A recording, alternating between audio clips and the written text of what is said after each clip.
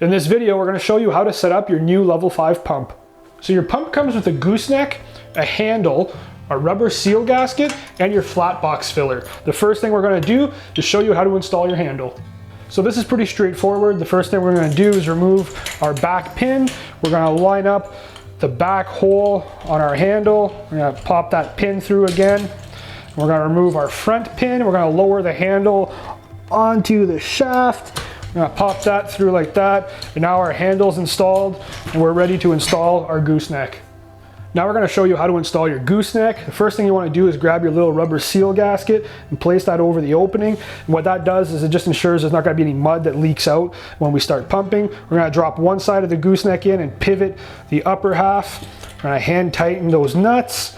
And the nice thing about these level 5 pumps is they come with a convenient little wrench right at the front here so you can tighten up those nuts. The box filler installs the same exact way. We'll pivot that out. The box filler just slides right in there like that as well. Drop the top in, tighten up those nuts with your wrench, and then you're able to put in your box filler adapter and you're ready to start pumping. So we've got our pump all set up. We're gonna go ahead and drop that in the mud. And before we put our taper on here, we wanna make sure that we prime the pump a few times. This just ensures that we get all of the air out of the pump in the gooseneck. So we're gonna keep pumping here until we see a little bit of mud come out the top. There we go.